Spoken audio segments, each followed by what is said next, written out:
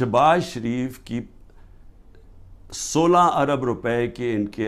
کے بیٹوں کی بینک اکاؤنٹس میں پیسہ آتا ہے، ڈاکیومنٹری ایویڈنس ہے، جس میں مقصود چپراسی کے بینک میں 3 ارب سے 3.5 ارب روپے آ جاتا ہے ایک چپراسی کے بینک اکاؤنٹ میں، اور ساتھ ان کا نیب میں کیس ہوتا ہے، انہوں نے فیک اکاؤنٹس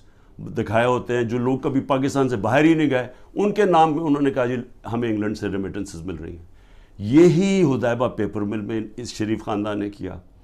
جو اسحاق ڈار نے اپنے 164 کے بیان میں بتایا 2001-2002 میں کہ میں ان کے لیے منی لانڈرنگ کرتا تھا، یہاں سے پیسہ باہر بھیجتا تھا، ادھر کسی کوئی قاضی فیملی تھی اس کے اکاؤنٹ میں جاتا تھا، اس نے باقاعدہ بتایا سب کچھ، اس اکاؤنٹ سے پھر پیسہ پاکستان ان کی خاندان کے نام پہ آتا تھا۔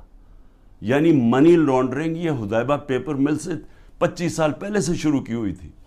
وہی شہباز